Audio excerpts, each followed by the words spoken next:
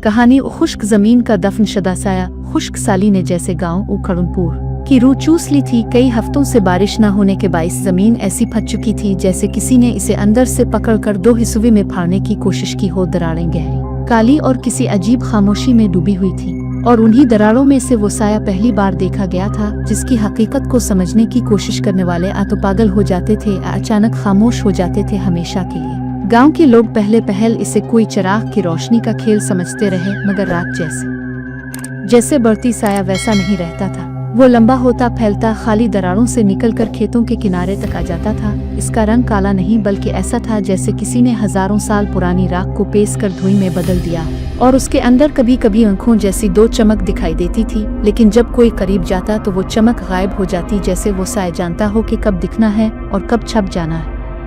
गांव का नौजवान वकास जो शहर से कैमरे और आलात लेकर आया था, खुश्क जमीन ने पड़ी उन दरारों की तहकीक करना चाहता था, क्योंकि इसे अफवाहें मिली थीं कि जमीन के नीचे कोई हरकत है, कोई कोई सांसा, कभी कभी कोई ऐसी आवाज जो इंसान की नहीं लगती। वकास साइंस पर यकीन रखता था, मगर साए पर नहीं, जिनोहे पर नहीं, और न ही किसी कब्र से जागने वाली मखलूकात पर। वो सोच भी नहीं सकता था कि ये तहकीक इसके वजूद की आखिरी तहकीक साबित होगी।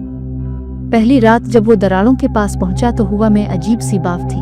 नमी नहीं बल्कि ऐसी बदबू जैसे किसी ने पुराने कफनों को आग में झोंक कर खाक बना दिया हो। जमीन गर्म थी जैसे नीचे कोई उबल रहा हो, और अचानक दरारों में से हुआ का एक तेज झोंका निकला, मगर इसमें हुआ की ठंडक नहीं बल्कि किसी की सांस की गर्मी थी, जिसने वकास की रीढ़ की हड्डी को सुन कर दिया। वो कैमरा संभालते हुए बोला, कौन है? लेकिन जवाब में सिर्फ दरारों के अंदर से हल्की हल्की धड़कने की आवाज आई, धक धक धक, जैसे नीचे कोई दिल चल रहा हो, मगर वो इंसानी दिल नहीं था। इसकी धड़कन गहरी थी, वजनी थी, और हर धड़कन पर जमीन हल्की सी हल जाती थी। वकास कैमरा करीब करता गया और अचानक जमीन किसी बड़े सांप की तरह हिली, दरार फैल गई और अंधेरे के बीच एक लंबी सियाह उंगली बाहर निकली। इसके नाखून नहीं थे बल्कि नोक ऐसी तेज थी जैसे वो पत्थर काट सकती हो। उंगली के साथ साथ एक दूसरा हाथ, फिर बाजू, और फिर पूरा वजूद बाहर आने लगा। ऐसा वजूद जो मुकम्मल साया था लेकिन फिर भी जिस्म रखता था। ऐसा साया जिसकी शक्ल मखलूक की थी मगर उसके अंदर कोई रंग नहीं था, जैसे नूर चूस लिया गया हो, जैसे किसी ने रोशनी को कत्ल कर दिया हो। साये के सीने के अंदर दो खोखली जगहें थीं जहां से हर सांस के साथ धुआं निकलता था, और उसके चेहरे पर आंखें नहीं थीं, मगर फिर भी वो देख रहा था, वकास पर नजरें गाड़े हुए। वकास पीछे हटा, इसका दिल धड़क रहा था मगर वो भाग ना सका, क्योंकि साये ने अपना कदम बाहर रखा तो जमीन यमडूबी, जैसे सूखे हुए कब्र में कोई दोबारा जिंदा होकर कदम रख रहा, और उसके कदम के साथ एक अजीब भारी आवाज निकली, तो मुझे जगाने क्यों आया है?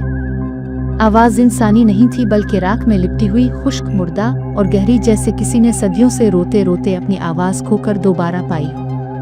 वकास का जिस्म कांपने लगा, मगर इसने हिम्मत जमा करके भागने की कोशिश की, मगर साया इससे पहले इसके सामने नमूदार हो गया, जैसे वो हुआ नहीं बल्कि खला से चलता हो। वो हरकत नहीं करता था, वो बस जाहिर हो जाता था जमीन की दरारों में से एक लम्हे में। वकास चीखा, इसने अपना कैमरा फेंका और दौड़ पड़ा, लेकिन साये की लंबी उंगलियां उसके कंधे तक पहुंच गईं और वकास का जिस्म साकित हो गया, जैसे इसकी ताकत जमीन ने खींच ली। साये ने इसे करीब खींचा, इसकी नाक के करीब आकर सांस लिया, और वकास ने महसूस किया कि इसके अंदर का खून जैसे उलटकर उसकी जल्द तक आ रहा हो। साया बोला, खुश्क जमीन कभी खाली नहीं थी, तुम लोग भूल गए, लेकिन मैं दफन था। इसके बाद साये ने जमीन की तरफ इशारा किया और अचानक वकास के कदम खुद ब खुद धंसने लगे। जमीन नर्म नहीं थी बल्कि सही मानों में अपने आप खिल रही थी, जैसे किसी ने वकास को खा लेने का फैसला कर लिया हो। वो चीखता रहा, हाथ मारता रहा, मगर साये ने इसे अपने अंदर की तारीकी में लपेट लिया और वो लम्हों में जमीन के अंदर चला गया। इसकी चीख देर तक गूंजती रही, फिर अचानक रात गई, जैसे किसी ने इसकी आवाज खा ली हो। अगले दिन जब गांव वाले बाहर निकले तो उन्हें वकास कहीं नहीं मिला, मगर दरार के पास की खुश्क जमीन पर एक लंबी सियाह लकीरें बनी थीं, जैसे कोई बहुत बड़ा वजूद रात भर जमीन पर घूमता रहा। 3 दिन बाद गांव में अजीब वाकयात शुरू हुए। रात के वक्त जमीन हिलती रही मगर जलजला नहीं था। घरों के नीचे से धुएं के छोटे छोटे सुतून उठते, कभी कभी किसी के कमरे के फर्श के नीचे से खड़खड़ाहट आती जैसे कोई लकड़ी नोच रहा। बच्चों ने बताया कि उन्हें रात को बिस्तर के नीचे कोई चलता हुआ महसूस होता है, और जानवर बेचैन होकर मरने लगे जैसे उनकी सांसें कुछ चूस रहा। फिर वो रात आई जब पूरी वादी अंधेरे में डूब गई। आसमान पर ना चांद था ना सितारे, लगता था जैसे रात नहीं बल्कि कोई सिया वजूद पूरे आसमान पर लेट गया। गांव के बीचों बीच खेत की मिट्टी एक बार फिर धड़कने लगी, पहले आहिस्ता, फिर तेज, फिर इतनी जोर से कि घरों के दरवाजे तक हिलने लगे और जमीन की हर दरार में से वही साया निकलने लगा। अब वो एक नहीं था बल्कि कई थे, जैसे खुश्क जमीन ने उन्हें पैदा नहीं किया बल्कि आजाद किया, जैसे वो हजारों साल पहले इसमें कैद थे और अब सारे जाग गए हों।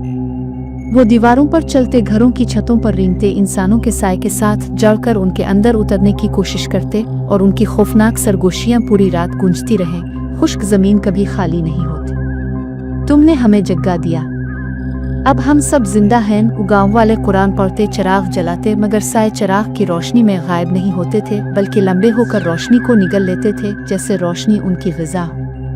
एक औरत ने देखा कि इसका बेटा खिड़की पर खड़ा जमीन की तरफ देख रहा है। जब वो करीब गई तो बच्चे की आंखें सियाह थीं, पूरी तरह सियाह, कोई सफेदी नहीं, और उसकी जुबान पर मिट्टी लगी थी, जैसे वो अभी अभी जमीन के अंदर से आया हो।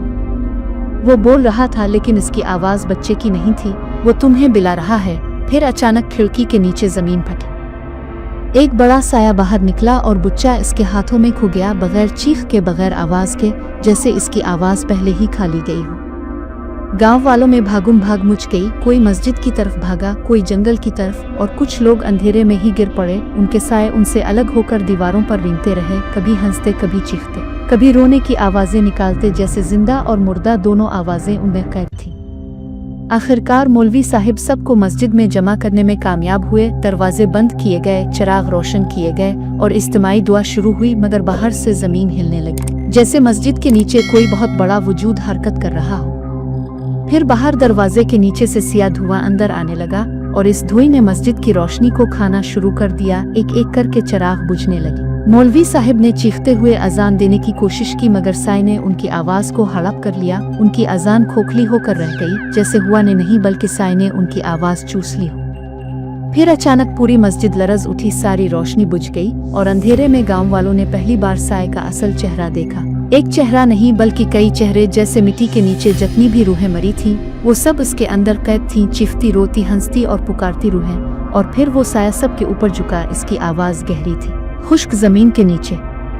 मैं अकेला कभी नहीं था। इसके बाद क्या हुआ किसी को नहीं मालूम, क्योंकि अगली सुबह जब शहर से लोग आए तो पूरा गाँव खाली था, ना लाशें, ना खून, ना कदमों के निशान, सिर्फ दरारें, बहुत गहरी, बहुत लंबी, और हर दरार के अंदर से कभी कभी धीमी धीमी आवाज आती थी, जैसे नीचे कोई सांस ले रहा हो और इंतजार कर रहा हो कि कोई इसे दोबारा जगाए।